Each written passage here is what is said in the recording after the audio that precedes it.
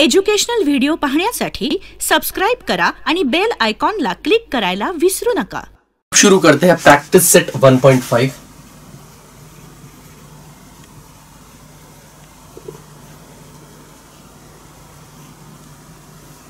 अब इसका first question है, two numbers differ by 3। Okay, सबसे पहले दो नंबर्स की बात कर रहे हैं और पहला क्वेश्चन, हमेशा इस टाइप के क्वेश्चंस में पहले पूरा क्वेश्चन रीड करो, उसके बाद हम अज्यूम करते हैं कि x क्या है y क्या है। The sum of twice the smaller number and thrice the greater number is 19, find the numbers. ठीक है, अब मतलब कि let the greater number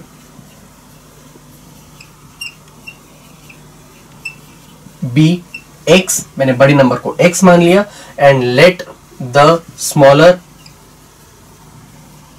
number be y। तो मतलब x है मेरा बड़ा नंबर और y है मेरा छोटा नंबर। क्या कहा है, टू नंबर्स डिफर बाय 3। सो दोनों का डिफरेंस कितना बोला गया है, 3। मतलब कि बड़े नंबर को में से छोटे नंबर को माइनस करूंगा, मतलब कि x माइनस y, ये कितना है, इक्वल टू है 3। ओके, और the sum of twice the smaller number and thrice the greater number is 19। क्या कहा है, sum of twice the smaller number, smaller number कितना है मतलब कि y, और thrice the greater number, thrice मतलब 3 टाइम्स, ग्रेटर नंबर कितना है, ग्रेटर नंबर है मेरा x, इज इक्वल टू, ये इक्वल है 19 की, इजंट इट। तो अब मुझे दो इक्वेशंस मिल चुकी हैं, मुझे इन दोनों को सॉल्व करना है। This is my equation number 1, this is my equation number 2। How can I solve it. अब अगेन मैं कोएफिशिएंट्स को इक्वल करूंगा, ये माइनस में ये एडिशन में, तो मैं y को एलिमिनेट करता हूं। y को एलिमिनेट करने के लिए मुझे y के कोएफिशिएंट्स को इक्वल करना पड़ेगा। y का कोएफिशिएंट यहां कितना है, 3, यहां पर है y का coefficient 1। So what am I going to do, multiplying equation 1 bye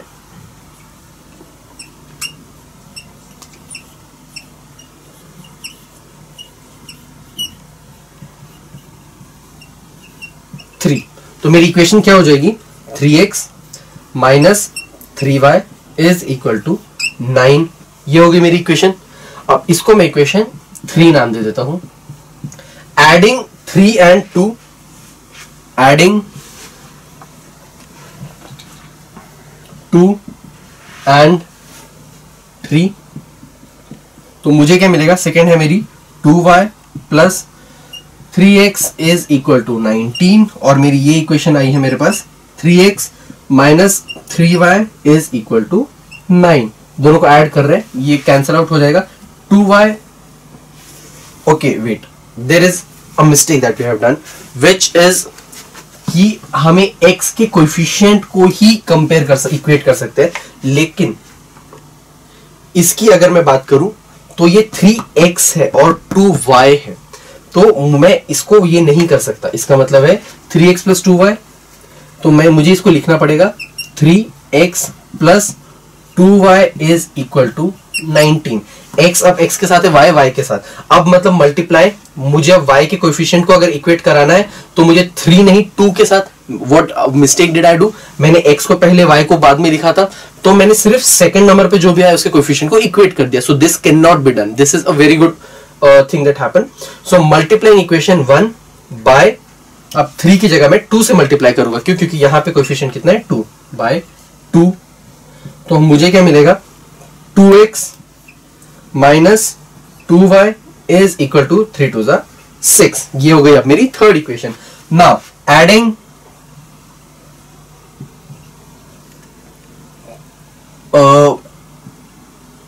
ठीक है, एडिंग 2 एंड 3।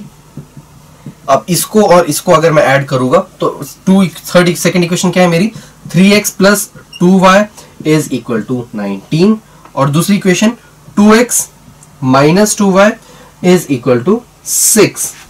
अब 2x और 2y कैंसिल, दोनों नेगेटिव में, 3x प्लस 2x कितना होता है, 5x, और 19 प्लस 6 कितना होता है, 25। So x की value will be 25 divided by 5 which will be equal to 5. So x is equal to 5. और एक चीज मुझे क्या पता है, x minus 5 is equal to 3. Substituting x is equal to 5 in equation 1, we will get 5 minus y is equal to 3. सो इसको मैं लिख सकता हूं minus Y is equal to 3 minus 5, ये वहां जाके माइनस हो जाएगा 5, तो इसको मैं लिख सकता हूं minus Y is equal to -2, 3 minus 5 is -2, minus minus cancel, y की वैल्यू आई है 2। ठीक है, तो इस तरीके से हमें इसको देखना पड़ेगा हमेशा। This is a very good example जो हुआ, y की टर्म y के साथ ही होगी। We should never get jumbled because question में पहले x y की कंडीशन और फिर x की कंडीशन गिवन थी, सो उसकी वजह से जम्बलनेस नहीं होनी चाहिए। इक्वेशन में x को x के साथ ही रखना पड़ेगा और रखना चाहिए, और to make it easier x की टर्म को हमेशा पहले लेके आ जाइए ताकि चीजें आसान हो जाए।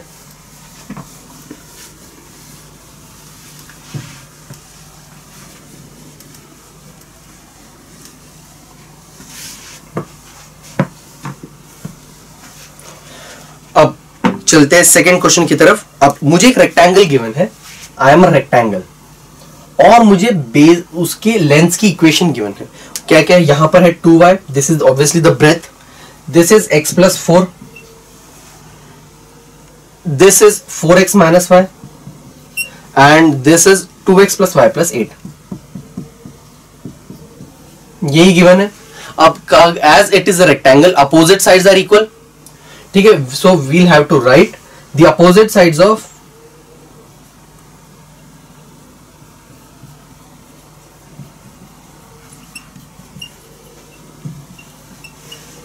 rectangle are equal, therefore मैं लिख सकता हूं 4x minus y is equal to 2x plus y plus 8। इसको अगर मैं यहां लिख कर आऊं तो 4x minus 2x, 4x minus y minus 2x minus y minus 8 sorry is equal to 8। Constant को वहीं रखते हैं हम लोग। सो 2x minus sorry 4x minus 2x कितना होता है 2x, माइनस y कितना होता है minus of 2y is equal to 8। Dividing the whole equation by 2, क्योंकि हर इक्वेशन 2 से डिवाइड हो, टर्म 2 से डिवाइड हो सकती है, तो ये हो जाएगा x minus y is equal to 4। This is my first equation.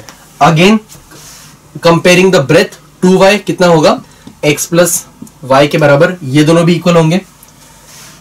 सो ये हो जाएगा 2y माई x प्लस 4 के इक्वल है, sorry that is not x plus y, this is x plus 4। सो ये हो जाएगा। अब x को मैं यहां पे लेके जाऊंगा तो इसको मैं लिख सकता हूं minus x plus 2y is equal to 4। x को हमेशा पहले लिखते हैं हम लोग। अब ये होगी मेरी सेकेंड इक्वेशन। अब what I need to do, I need to solve first and second equation so as to find out the values of x and y. Now adding 1 and 2, adding 1 and 2 क्या मिलेगा उससे मुझे। अब इसको मैं रब कर देता हूं। 1 कितना है मेरे पास x minus Y is equal to 4, y कितना है मेरे पास minus X plus 2y is equal to 4। इन दोनों को अगर मैं ऐड कर रहा हूं, माइनस वाई प्लस 2 कितना होता है y, और 4 प्लस 4 कितना होता है 8। सो y की वैल्यू आई है मेरे पास 8। Now substituting this value in equation,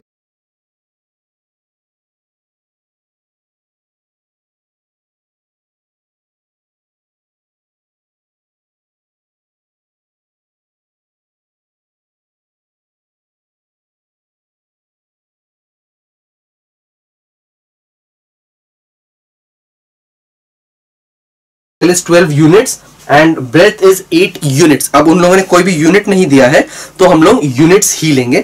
और एक चीज कही है, find my perimeter and area. Perimeter of rectangle होता है 2 times of l plus b, ये होता है perimeter, which will be equal to 2 times of length है मेरा 12, ब्रेड्थ है मेरा 8, which will be equal to 2 into 20, that will be equal to 40 units. और एरिया, एरिया ऑफ रेक्टेंगल होता है length into breadth. So which will be equal to area will be equal to l into b. Length कितना है मेरे पास 12, breath कितना है मेरे पास 8, मतलब कि y, which will be equal to length कितना है मेरे पास x into y, that will be equal to 12 into 8, 12 into 8 होता है 96 यूनिट स्क्वायर, क्योंकि स्क्वायर होता है उसका जो एरिया का यूनिट, जैसे अगर सेंटीमीटर में होता तो सेंटीमीटर स्क्वायर, इसमें हम यूनिट्स देख रहे हैं क्योंकि कोई डायमेंशन गिवन नहीं है, सो इसीलिए हम लोग इसको यूनिट स्क्वायर में लिखेंगे। चलते हैं हमारे थर्ड क्वेश्चन की तरफ।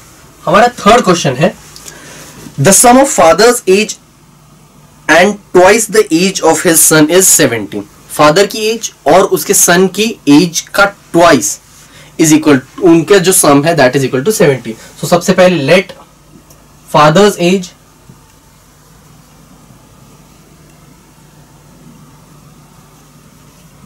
be x and let his son's age be y।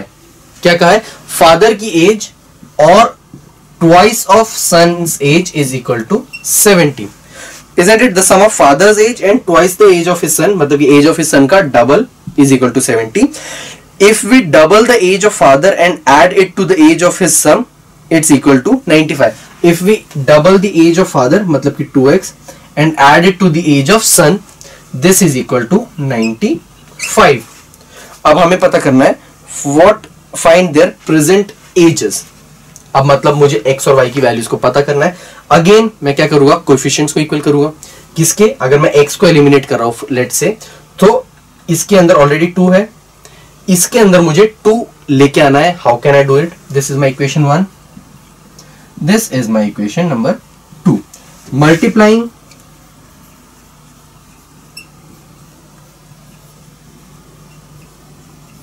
Equation 1 by 2 से क्यों मल्टीप्लाई किया? ताकि दोनों के कोएफिशिएंट्स को हम इक्वल कर सके। So this will give me 2x plus 4y is equal to 140। हर टर्म 2 से मल्टीप्लाई हो जाएगी। अब let's say this is my equation number 3। ठीक है, अब मुझे दोनों को अंदर से x को एलिमिनेट करना है ना। सो अब इसके अंदर 2x है प्लस 2x, सब्ट्रैक्शन नहीं है, यहां पे भी 2x है, तो मैं इन दोनों को सब्ट्रैक्ट करूंगा। क्यों? क्योंकि दोनों का सेम साइन है। जब भी दोनों का सेम साइन होता है तो we subtract it. If you have something of a different number, sorry different signs, plus minus या माइनस प्लस होता है तो हम उसको ऐड करते हैं। सो अब इसके अंदर सब्ट्रैक्टिंग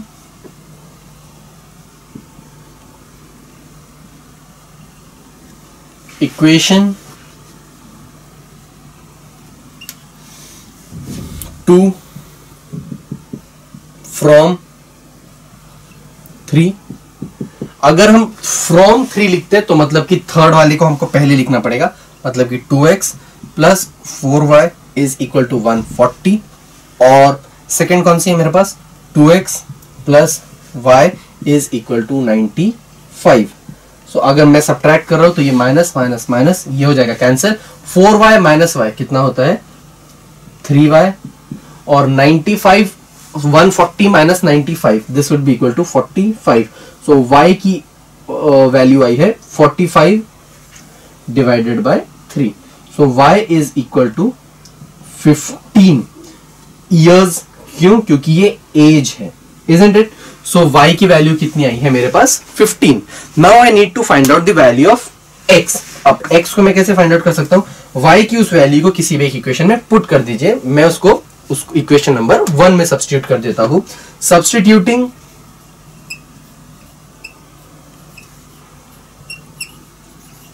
इक्वेशन y